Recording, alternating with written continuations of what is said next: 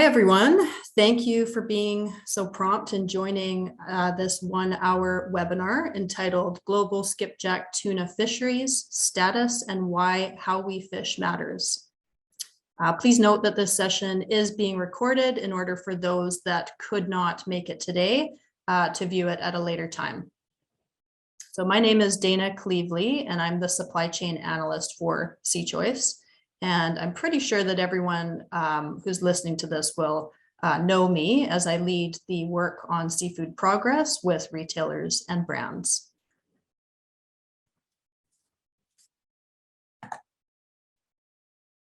So I'm going to start with a quick overview of the agenda for this webinar.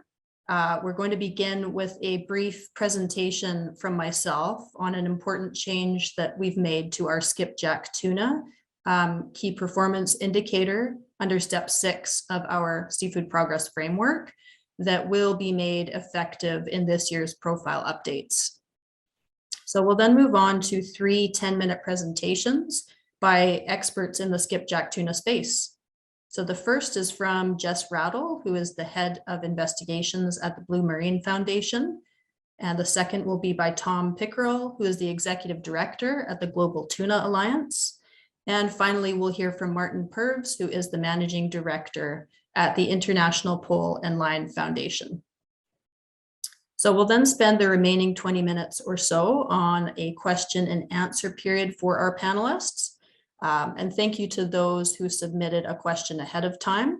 However, if you didn't and one does come to mind, please feel free to either grab your mic at that time and ask it directly, or put it in the chat box and I can read it on your behalf and anonymously if preferred. And finally, I'll just ask that anyone who is not speaking to remember to turn their mics off to avoid any background noise. So with that, I'll move into our first presentation.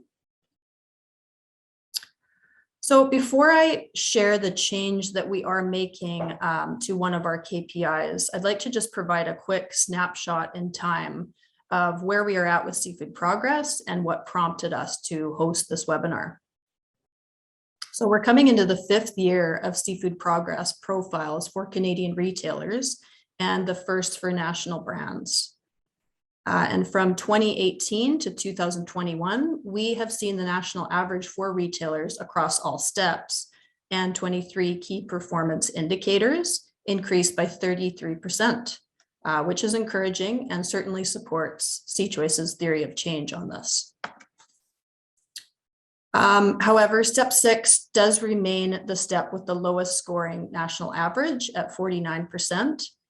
So under this step, businesses are scored against the actions they are taking to support improvements to 3 imported priority species, which are farmed Atlantic salmon, farmed shrimp and prawns, and skipjack tuna.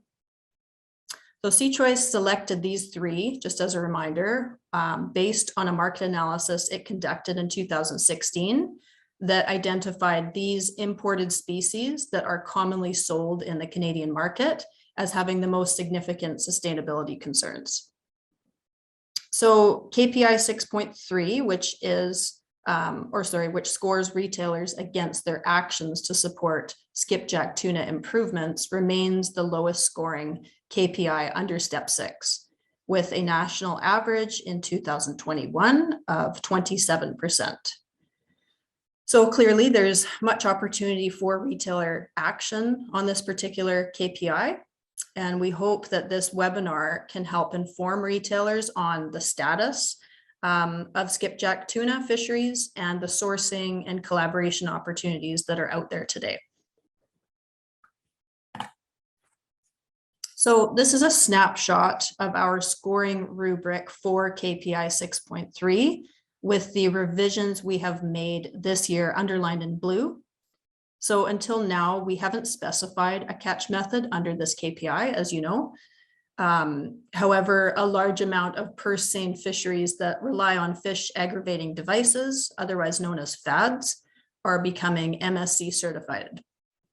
For those that don't know much about FADs or want more information about the different types, Jess Rattle from the Blue Foundation will be speaking to this next in her presentation.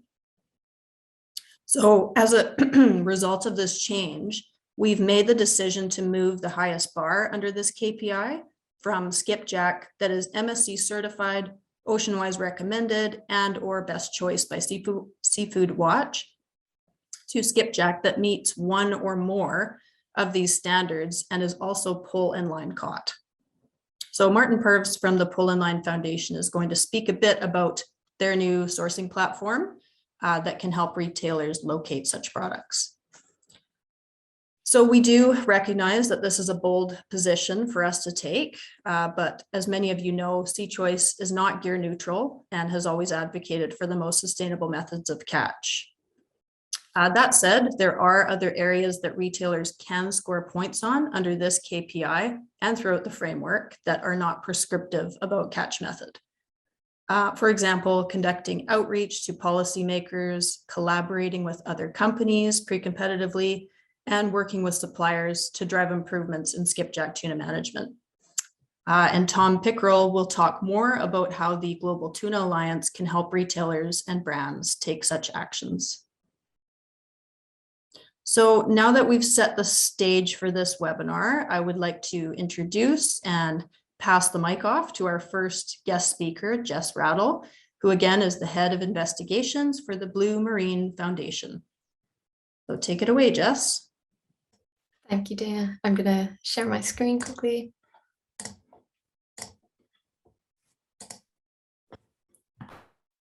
Great. I hope everyone can see this. Hope that's all right.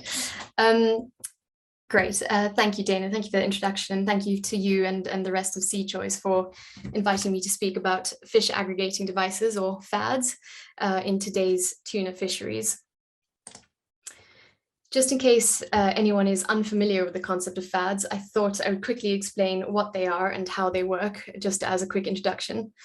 As the name suggests, FADs are used to gather and accumulate big schools of tuna, making it kind of easier and much more efficient for purse-seine vessels to find and catch them. FADs generally consist of a floating raft, as well as a long kind of tail that hangs down, can extend to depths of 100 meters.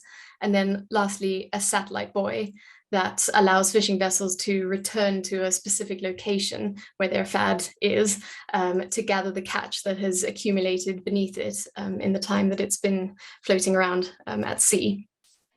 So for fish and turtles and sharks, drifting FADs provide, and I love this wording, a visual stimulus in an optical void, which basically means that they take advantage, these FADs, of animal attraction to floating objects, which kind of act as a sort of magnet in their otherwise quite featureless open ocean environment. So this topic was quite widely discussed during our 3-hour-long FAD symposium that Blue hosted last year. So anybody who's really interested and wants to take a deep dive into the world of FADs, the full video of the symposium is available there on Blue's YouTube channel. That said, this is just a very short presentation from me, and the majority of it will be focusing on drifting FADs, given their prevalence and their impact. However, it is worth quickly noting that anchored FADs do also exist. These tethered FADs, which are weighted down by anchors to the ocean floor, are used by many artisanal and kind of coastal fisheries.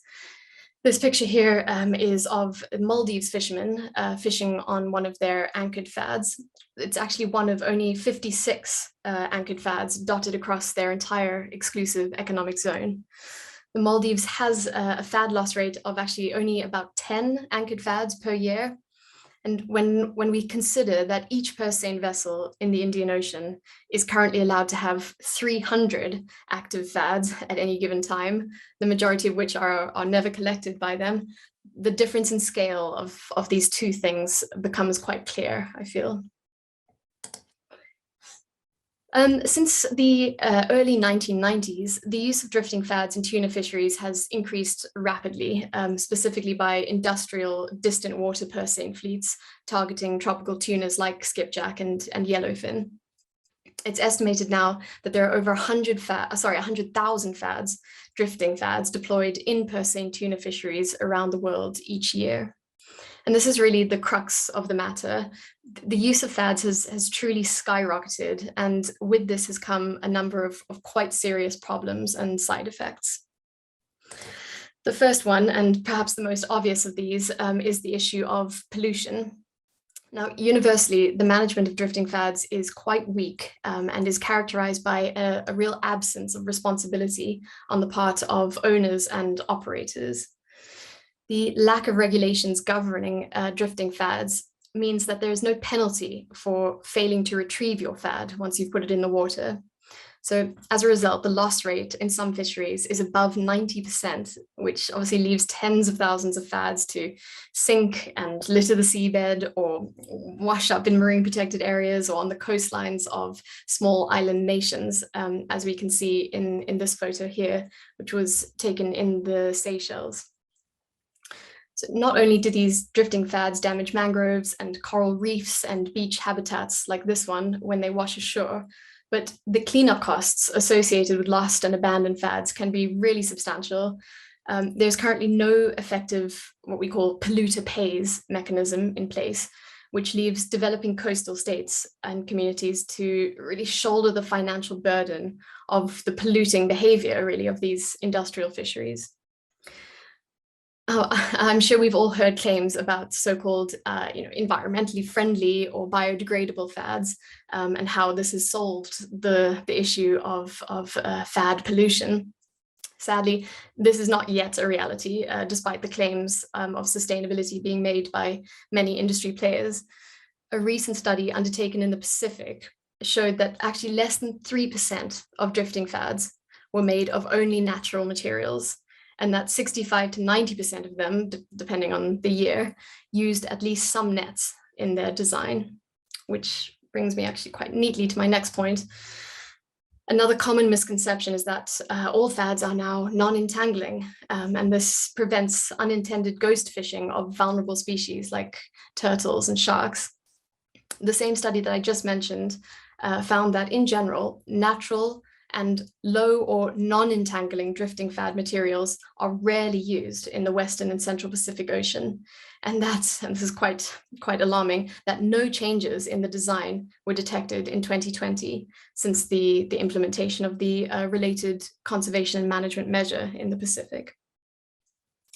So unfortunately, even the supposedly non-entangling fads that do exist often still used mesh materials like shade cloth, which still degrade over time. Other kinds, known as sausage fads, are made with bundled up netting, which once they get snagged on things like reefs or rocks, it can come apart and pose a significant threat to marine wildlife. And given the abundance of fads that are not retrieved and therefore not monitored either, it's difficult to know just how many endangered, threatened, and protected species are impacted by the tens of thousands of fads that are left to drift unmonitored through the ocean. Closely related to this is the bycatch that is actively associated with purse seine fisheries that set on fads. Now, a diverse array of marine creatures are drawn to the little ecosystems that form beneath fads. And when the purse seine sets around them, they sadly all end up in the net together. It's almost unavoidable. You may have heard claims that fad fisheries have lower bycatch rates than other gear types. Some even say that it's so low that we shouldn't even be concerned at all. But while they may be lower than some of the most harmful fishing gears, one has to take into account the enormous scale of these fad-associated industrial purse seine fisheries and their associated bycatch. Some studies have shown that shark catch rates are twice as high in drifting fad sets compared to sets on free swimming schools of fish. And drifting fads are particularly dangerous to species like silky sharks, and this is one of them here, which can get trapped beneath the device. So for silky sharks alone, one study has estimated that fads cause between 500,000 to 1 million deaths per year. As I mentioned, around 100,000 fads are deployed every year, the vast majority of which are never retrieved. Now, this image here is borrowed from a study by Malfroy et al. And shows GPS and observer fad data pertaining to French and Spanish fleets from 2007 to 2013. As you can see, fads are now ubiquitous in the world's oceans. One of the less frequently mentioned side effects of this, though, is the so-called ecological trap hypothesis, which, to put really simply, this theory suggests that kind of over millions and millions of years, fish like tuna have come to associate these floating objects with areas of rich prey abundance. So lots of food and favorable conditions like those near the coast, where floating logs and branches would naturally occur in quite high densities. But if you drift fads through areas of low nutrient water and attract wildlife to them, they can be drawn by the fad into areas of the ocean that are not suitable for them. And one study has actually shown that tuna associated with fads ate less, were less fat, and grew more slowly than their free school swimming friends. Professor Callum Roberts used the analogy of the Pied Piper, which really resonated with me in his presentation on this topic at our FAD symposium, which I would highly recommend watching. It's a great presentation. The last and possibly the most significant problem that I'm going to touch on here today is the massive proportion of juvenile tunas that are caught around fads by purse seine fleets. Juvenile fish are attracted to fads in huge numbers, and I think because they kind of appear to offer protection from predators.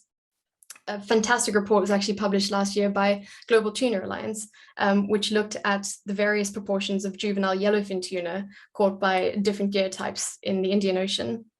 The report found, among other things, that between 2015 and 2019, 97% of the yellowfin tuna caught on fads by purse seiners in the Indian Ocean were juveniles. Of course, there are some who try to defend these statistics by pointing to the fact that juvenile fish have naturally quite high mortality. However, once again, we not only need to take into account the scale of these dominant industrial purse seine fisheries, but also importantly, the stock health. And in the Indian Ocean, where yellowfin tuna has been overfished since 2015, we really can't afford to be taking millions and millions of juvenile fish out of the water before they've had a chance to reproduce. So what to do about all of this? Last year, Blue put together a list of minimum requirements for drifting fad use. I'm conscious of time, so I won't go into the details now, but it covered every aspect of drifting fad use and misuse, really, and it emphasized the urgent need for greater transparency and accountability on the part of purse seine operators. It was endorsed by over 120 organizations and retailers, including Greenpeace, Shark Guardian, IPNLF, Sainsbury's, Marks and Spencer, Whole Foods, Woolworths South Africa, and Migros, among many, many others. And it's available to read on Blue's website. I'm sure I can share a link with you all. I think I'll probably stop there in the interest of time, but thank you very much. Thank you so much, Jess. I will now pass it on to Tom Pickerel from the Global Tuna Alliance.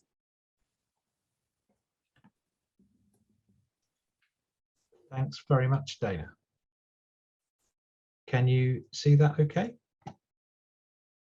Great stuff. Well, firstly, thank you very much for the invitation. It's a pleasure to be here today. The Global Tuna Alliance is what we call a pre-competitive collaboration of supply chain companies, including retailers, processors, suppliers, food service companies, wholesalers, who are all been brought together by themselves. This is not an NGO-led alliance, to improve tuna fisheries, both through the environmental impact and the social responsibility impact as well. This is our membership at the moment. I'm sure you recognize some of the names. You have some very big retailers there, also some incredibly important suppliers, and the representation is global. We have members from Africa, from Asia, from North America, as well as obviously Europe as well. In terms of the scale of the GTA, this is important because we try to use this commercial leverage to generate positive change. Some key stats here are in 2020, our partners bought 1.27 million tons of tuna, which is about 20% of the global production. And that was worth about 1.3 billion US dollars. So the aim here is to use that impact to drive change in a positive direction. In terms of tuna sustainability, which is obviously what we're all interested in, this is an initiative from the Sustainable Fisheries Partnership called Target 75. And they are looking to get key seafood commodities at 75% sustainable or improving. And this is the latest information. It's a couple of years out of date, but it's the latest one they've got of tuna. The tables give you the breakdown between fresh and frozen tuna and shelf-stable tuna. And I'm not going to go into the way they do that just for the sake of time, but I'm sure you're aware that there's going to be some species that are fresh and frozen and shelf-stable, i.e. put in a can. But they've got a methodology for that. But essentially, when you pull together the information, you can see just under 60% of the global tuna production would be considered not improving and not sustainable. So it's in that over half is not where we want it to be. So that's the situation according to the metrics under the Target 75 initiative of SFP. This is focusing on skipjack, and I've used the Monterey Bay Aquarium Seafood Watch tool for this, and they've got a wonderful dashboard that you can break it down into species. So what I've done is I've looked at skipjack tuna specifically, and you can see here the graph on the left, the donut chart, over 50% is currently red rated by Seafood Watch, 6% unrated, and then the rest a combination of best choice, good alternative, or certified. So that would all be considered buy. So very similar to that sort of more holistic Target 75 position. But in terms of the actual specifics, if we drill down, it's very, very confusing. I used to work at Seafood Watch, and simplifying tuna recommendations has always been difficult. And if you look at the tuna statistics, the ratings on their website, and if you look in the gear types, the various regions they caught, you can see there's a lot of variation. It's very difficult to give you a clear answer of just buy this and you'll be fine, because for a lot of the different types of product, it depends where it was caught. So why is that such an issue? And why is sustainability lagging in tuna? This is another resource. This time it's from the International Seafood Sustainability Foundation, or ISSF. And what this is looking at is it's looking at the stocks of tuna. You can see you've got the abbreviations there: yellowfin, big eye, skipjack, albacore, in the various management areas, the various oceans, WCPO, Eastern Pacific, etc. And what they've done is they've compared the stocks, so not fisheries, but stocks, against the first component of the Marine Stewardship Council, so P1, which is relating to the status of the stock. And what you can see is with tuna, there's a lot of green here. The information, the assessment of stocks is pretty good. Not surprising, really, when you consider the value of the fishery. The stock status, this is the number of the fish in the sea. There's very few areas where tuna has actually got poor stock health. Some famous exceptions there: yellowfin in the Indian Ocean, overfished and overfishing occurring, and you've got big eye in the Eastern Pacific as well. But generally, the health of tuna stocks is okay. But the big challenge for these fisheries, and this is holding back the sustainability of tuna, putting them at risk, is this middle bit here. And this is all to do with the management. So harvest strategy, which is the sort of the management framework, and harvest control rules and tools, which is how you actually implement the management. You can see here there's an awful lot of yellow and red. The red's a fail straight away. Yellow is where improvement is needed. You can see there's only two examples, Eastern Pacific yellowfin and North Atlantic albacore, where actually both areas, harvest strategy and harvest control rules, are considered by this report to be of a standard that would pass the MSC. This begs the question, well, hang on, how come there's some MSC tuna fisheries? Well, that's because they've got conditions. to improve things. So just to answer that one straight up. But you can see here, tuna management is a big issue, and that is something that we are keen to see addressed. If you break it down by skipjack, you can see here there's very few problems with stock size. Again, problems are there with the management. And in the case of Eastern and Western Atlantic, the actual information and the assessment, I think the assessment for Eastern skipjack is about 8 years old or something like that. So that's very much a challenge. So we have got to improve management. What's the market impact of all this? Well, this is the same information from that table I showed you from Target 75. And what I've done is, this is the back of an envelope calculations, is try to calculate the volume of production that goes to countries that we sort of consider to be advanced in terms of sustainability requirements across the board. There's obviously going to be exceptions. And if you look at shelf-stable tuna, there's about, we estimate around 47% of production is going to countries or markets that are asking for sustainable or improving tuna. So you can see there's a little bit of a gap there. If you add Spain, Italy, and Japan to the mix, which are not necessarily asking for this at the moment, that leaps up to 83%. So there's going to be a big gap there. Slightly different for fresh and frozen. The markets that are sort of calling for it, so North America, Australia, Northern Europe, the demand is quite low. So there is enough fresh and frozen tuna that meets their requirements on the market, according to this analysis. Again, if you add Spain, Italy, France, Japan, it leaps up, and there's going to be a real dearth of product on the market. So there's a real market impact. I mentioned the conditions. The clock is ticking on all this.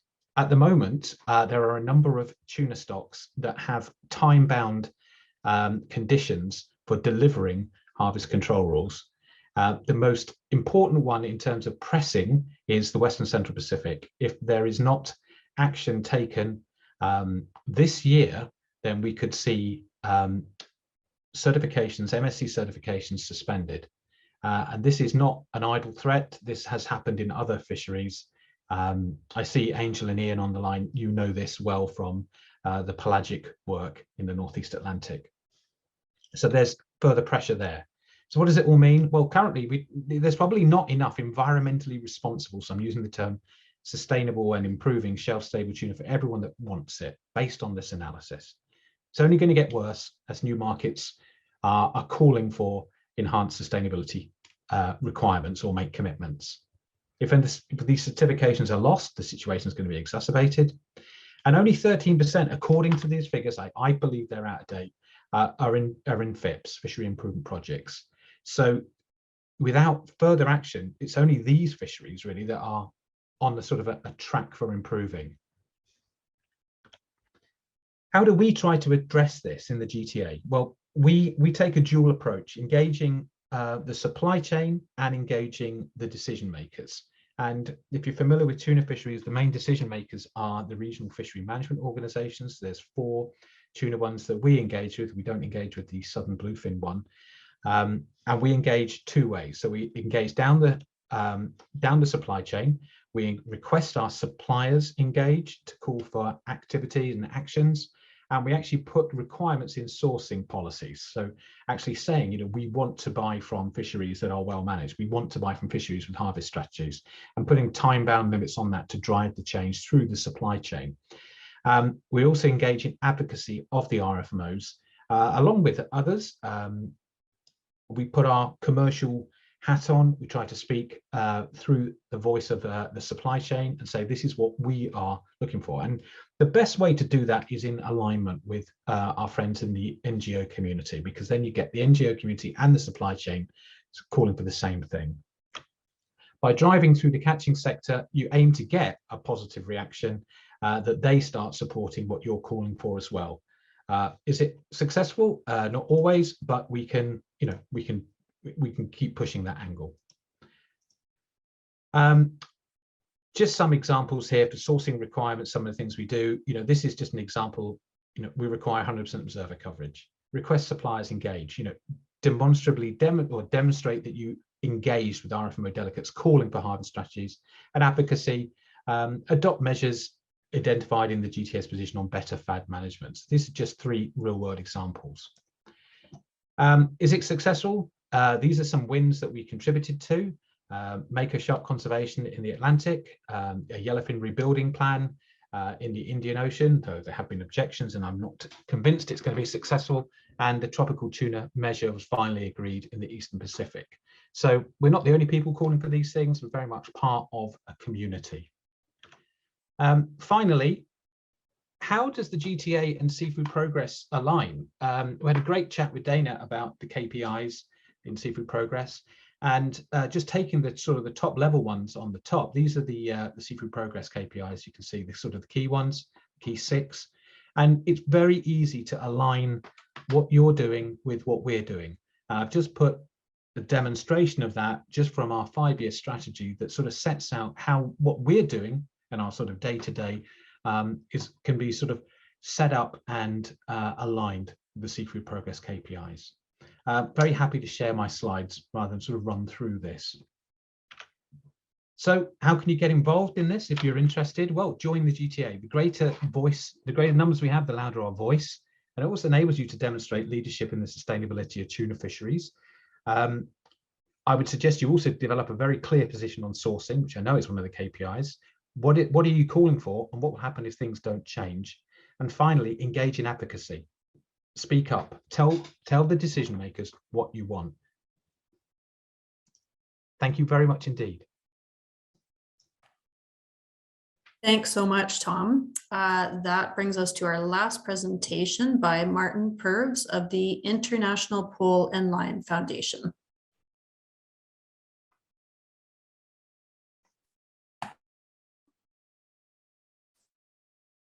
Hello, everyone. Can you see my screen there?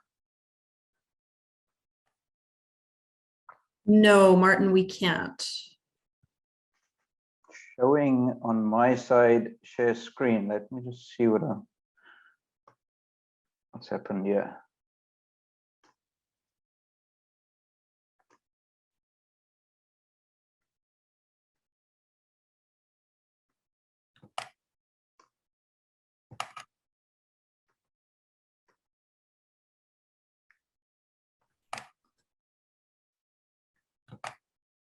Can you see it now?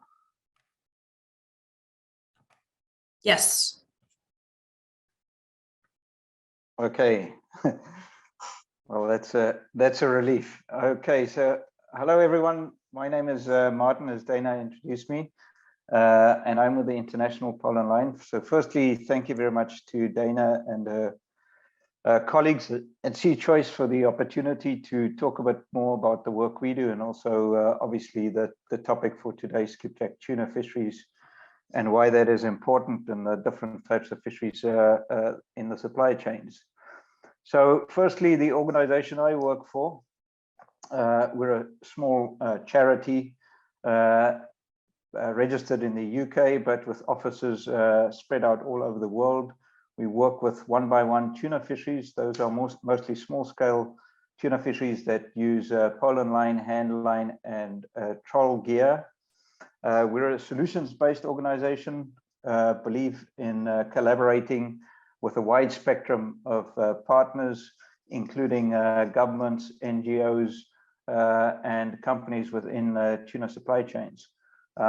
We believe in a holistic and inclusive approach, focusing on environmental sustainability, but also very important social responsibility in tuna supply chains, and how that aligns with the Sustainable Development Goals. We're a membership-based organization with 57 members spread around the world, ranging from large retailers like Whole Foods in the US, Migros in Switzerland, Edeka in Germany, Sainsbury's, Marks and Spencer's in the UK, and Woolworths in South Africa, and then a whole range of brands, processors, and suppliers within those supply chains, including Ocean Brands, who's also on this call. Now, if we look at tuna fisheries and splitting it up by gear, again, we're definitely not a gear neutral organization. We believe there are clear differences in the different types of fishing methods, and that can't be denied. And if you look at the history of tuna fisheries, you know, traditionally, pole and line, what's referred to there as BB, bait boat, was one of the earlier traditional methods. Long line fisheries developed quite early on in the 1950s. And then in the late 70s, early 80s, purse seine fisheries started developing and increased hugely, as you can see that red graph going up. And that's the dominant sort of way of fishing these days. Differences between the different types of fishing methods. So pole and line being a very traditional way of fishing in many countries, centuries old tradition, low environmental impact compared to that purse seine fisheries, recently developed, mostly industrial fisheries, and high ecological impact. And Jess has highlighted some of those issues, particularly around the use of drifting fads. The economic importance of these different fisheries, pole and line fisheries being closely connected to coastal communities, also very labor intensive, so creating employment opportunities for many people in local communities, compared to that purse seine fisheries often operated by distant water fishing nations, the EU, China, Korea, Japan being some of those countries, and also interestingly enough, well, also Taiwan there, China and Taiwan also listed right at the top of the list of countries involved in IUU fishing by sort of international rating agencies. So certainly some actors involved in purse seine fishing, which raises eyebrows. Vessel ownership in pole and line fisheries, there's mostly individual vessel owners. Purse seine fisheries often owned by state entities. Again, looking at China, in the Pacific, a very important vessel owner, as well as Taiwan and Korea. And then also large corporations. Often the beneficial ownership of these vessels is obscured and difficult to fully trace. Harmful fishery subsidies is a very major important issue of the day, and are prevalent in purse seine fisheries and less so in small-scale pole and line fisheries. Type of fisheries, I mentioned small-scale versus industrial. Types of IUU that's found in these fisheries.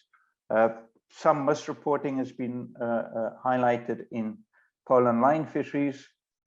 Similar issues in purse seine fisheries in the Pacific as well as in the Indian Ocean. Non-compliance with RFMO FAD regulations. Some of these issues were highlighted by Jess in her presentation. Non-compliance with international marine pollution law. Non-compliance with EEZ legislation on drifting fads. That's when countries don't actually give permission for purse seiners to deploy their fads in the economic zones of those countries, but they do that regardless. Also non-compliance with some of the requirements on AIS, for instance. Location of fishing operations, mostly in coastal waters, pole and line fishing, whereas purse seine fishing often in the high seas, also in the economic zones of coastal states, and often distant water fishing operations. Alignment with these sustainable development goals, pole and line fisheries, very much aligned. Also on the human side and the social issues, whereas there's less alignment in purse seine fisheries with the SDGs. So there has been mention of anchored fads and drifting fads. I won't go into too much detail there, but there's clear differences also in the way they made up the structure, the way they are deployed. Anchored fads obviously being set at the bottom, don't drift around, whereas anchor fads are deployed, and in the Pacific 90% of the time, or more than 90% of the time, are never retrieved, many of them deliberately abandoned as well, which is an illegal practice.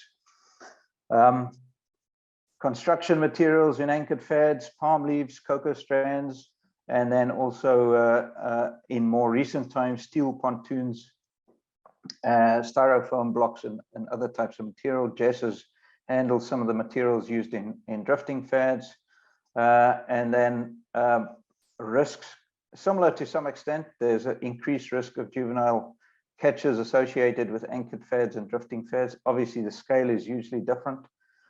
Pollution is a much greater risk or of a much greater extent associated with anchored fads just because of the sheer numbers. Here's some examples of what anchored fads look like in Indonesia. So it ranges from more natural materials to more recent types of construction. And then anchored fads in the Maldives, which is basically a large buoy floating at the surface without the tail that is found in drifting fads. That tail in a drifting fad could be 100 meters of entangling webbing in many cases. So when we look at the loss rate, this is also something that Jess mentioned in her presentation. We're looking at hugely different numbers. If you look at sort of extrapolating some of the numbers from the Pacific to the Indian Ocean, because there's no clear data coming out of the Indian Ocean, for instance, you're looking at a loss of 10,800 drifting fads by 40 purse-seiners compared to a loss of 10 anchored fads by 400 pole and line vessels. So hugely different in terms of the impacts there. So what about MSC? Something I didn't mention at the beginning is I actually worked for the MSC and know the standard very well. I set up the MSC program, the regional program in Africa, and managed that program for 8 years. I think in tuna fisheries, we definitely need to look elsewhere for some of the solutions.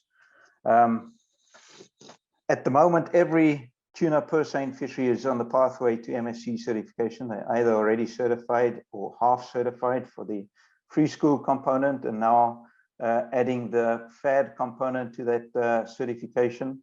500,000 tons of tuna from the P&A fishery in the Pacific caught on FADs is soon to be certified unless current objections are successful.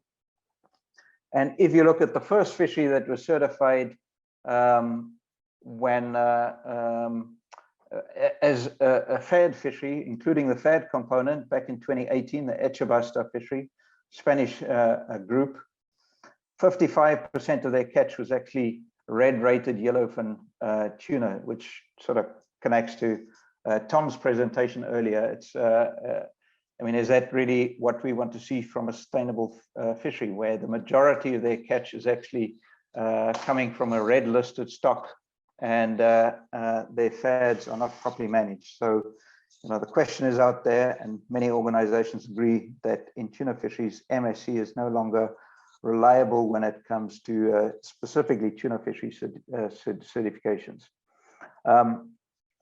There's many non-compliance issues in longline fisheries, very low levels of observer coverage in some of those MSC certified fisheries. There's IUU activities ongoing in some certified longline fisheries, such as shark finning. There's human rights abuses and serious modern day slavery issues, which have been highlighted in some MSC certified longline and purse-seine fisheries. So that again begs the question of where different actors see real sustainability, or what should real sustainability look like.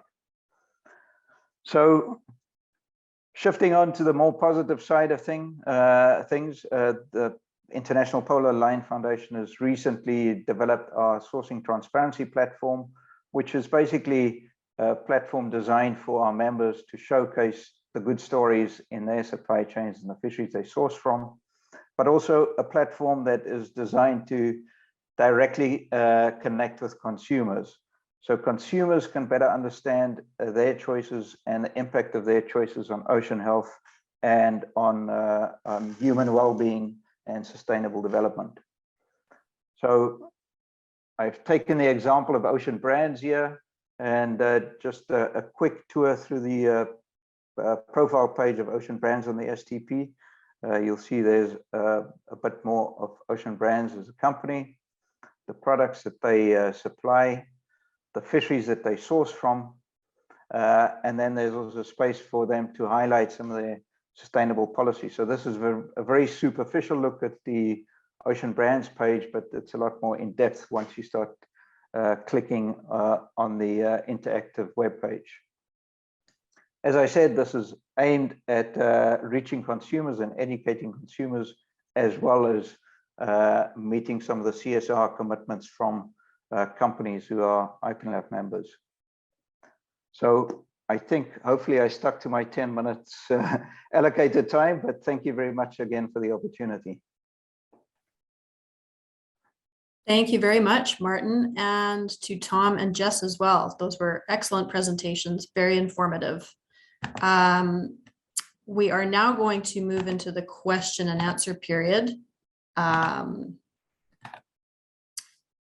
for the remaining time in the webinar. So again, these questions were, one was submitted ahead of time by one of the participants on the call, and SeaChoice came up with the other two.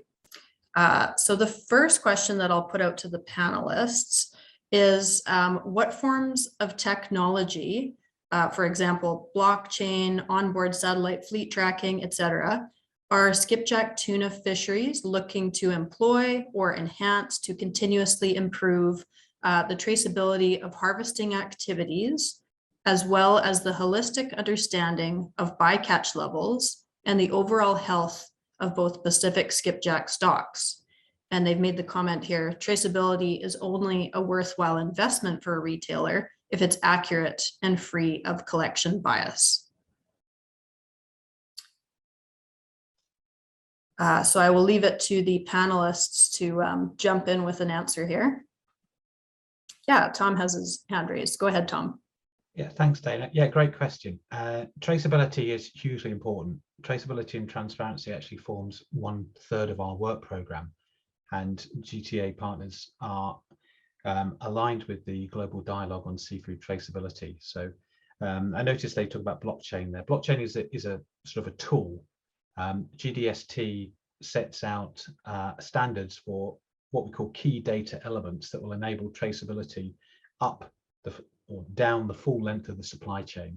So yeah, absolutely. So that's something that not just GTA and not just tuna, it's being picked up by many people in the supply chain. In terms of other technologies, electronic monitoring is another one that is of great interest to GTA partners. We're actually going to be having a webinar for our partners by the Nature Conservancy tomorrow, looking at their electronic monitoring project and trying to get the market to move from just desiring it to actually implementing it in their purchasing. So the use of technology is absolutely a tool in the toolbox for addressing some of the sustainability concerns. It's not going to do everything, but it's certainly a valuable component.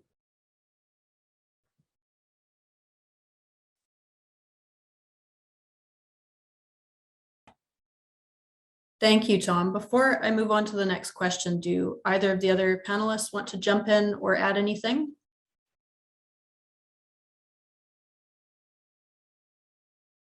Okay, I will move on to the next question then. And this is one that I came up with actually that to me has been at top of mind and seems to be a really obvious question in terms of the change that we have made to Seafood Progress with calling out pole and line. So we know that two major barriers that retailers face in getting more pole and line products on shelves is availability and price point. So my question for the guest speakers is, how can retailers and suppliers influence the supply and demand of pole and line products?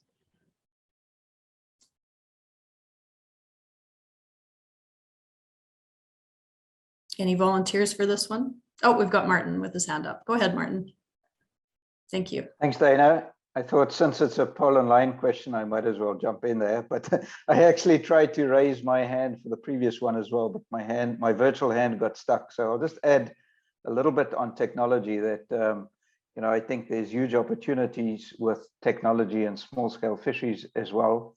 What we do need to be careful of is that technology is used in such a way that it further creates inequity in the supply chain, with small scale fisheries falling further behind. So if there's requirements put in place around technology and it becomes very expensive for small-scale fisheries to implement unless they are supported from the supply chain side. That is another potential barrier to trade, a non-technical barrier to trade, and obviously an issue that is very well known and looked at WTO and other organizations. So I'll skip on to the question around retailers and supply and demand of pole and line products. We work with a number of retailers and, as I said, also companies within the supply chain, the supply retailers, and we've got a number of tools to help them invest in these fisheries, to improve traceability, to improve environmental sustainability in these fisheries, and also improve social issues, plastic pollution being another environmental issue. For instance, we're talking about plastic neutral fisheries with pole and line. Obviously, the gear loss is minimal in terms of pole and line, and we encourage some of our fisheries, and we have demonstrated this in places like the Azores and Maldives, where our fishermen have been incentivized to collect plastics from the ocean, including drifting fads deployed by purse seiners, and once they have collected more from the ocean than they lose, then they become plastic neutral tuna fisheries, and that's also very important in the eyes of consumers, ocean plastics and their impacts. So but going back to the point of investments from supply chain, I think that is a key driver. It's not only investment but engagement, starting the dialogue. We've worked with fisheries in Indonesia, for instance sorry, real small-scale fisheries, where our supply chains or companies in the supply chains have demonstrated the willingness to support these fisheries, and that has led to more stable supplies coming from those fisheries and improved traceability and a whole range of other things. So the possibilities are certainly there. We, for instance, looking at instigating a project in Madagascar, where previously there was a pole and line fishery, and working with some of the organizations in Madagascar, as well as the ministry there, in revitalizing some of their local tuna fisheries. When we talk about one-by-one fisheries, it's not only pole and line, but also troll fisheries and handline fisheries. But I think there's lots of opportunities there to help develop these fisheries and ensure that there's more pole and line or one-by-one products going out into the world.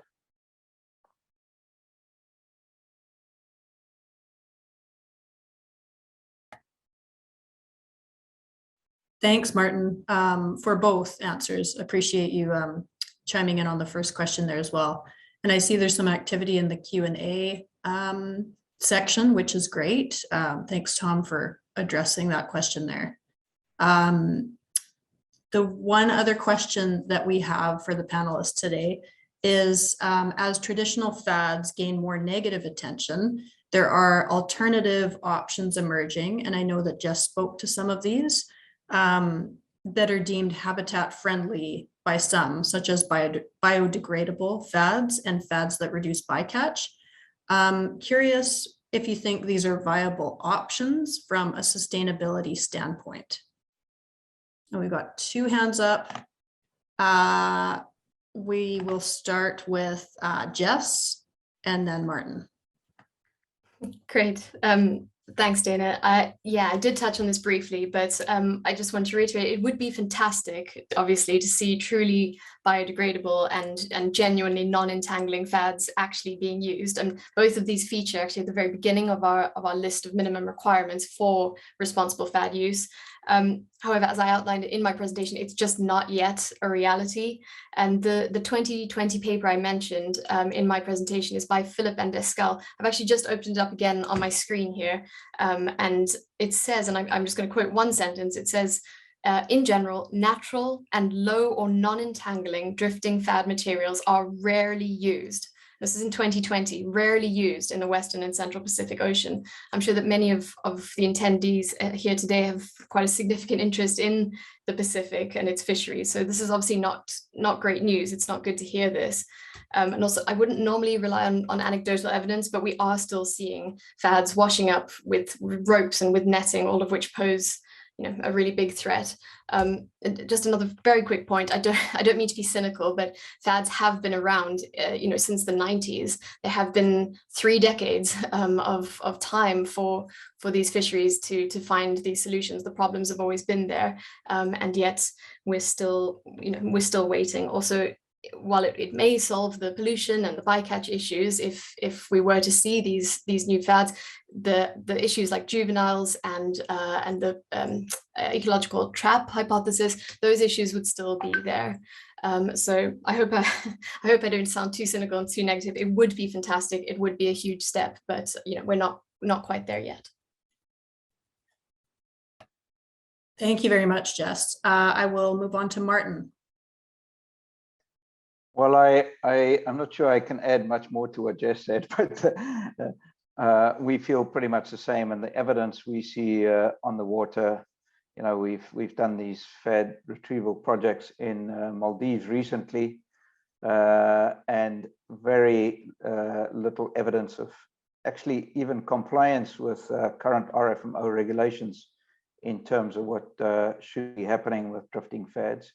We also are working with coastal communities in East Africa on reporting drifting fads and collecting those drifting fads. And again, out of a relatively small sample, started in, I think it's around November last year, November, December, January this year, not a single one of those fads complied with current IOTC fad conservation and management measures.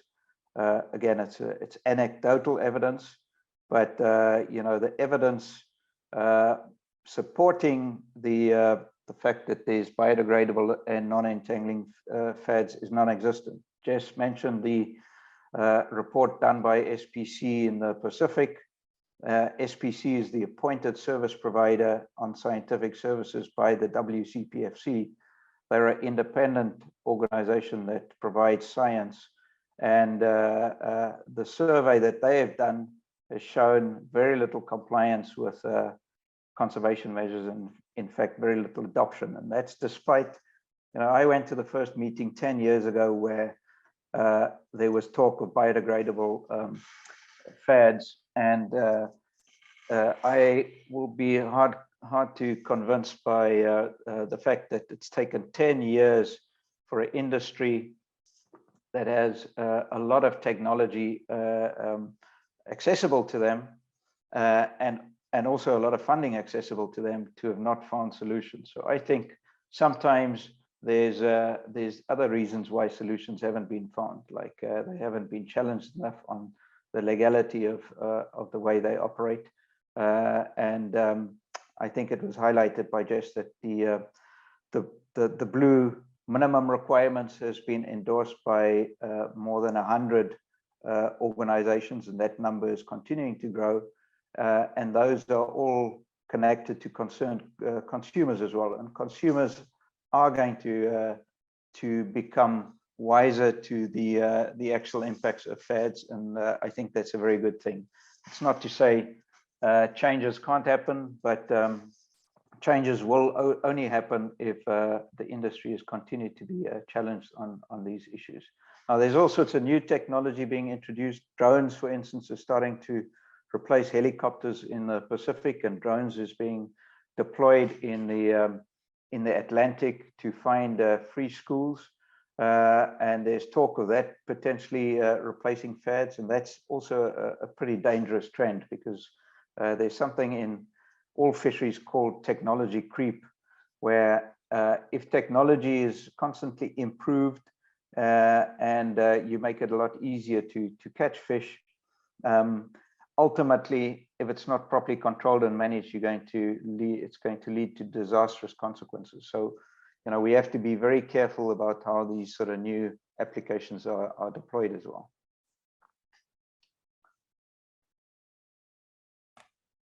Thanks, Martin. And I am cognizant of the time.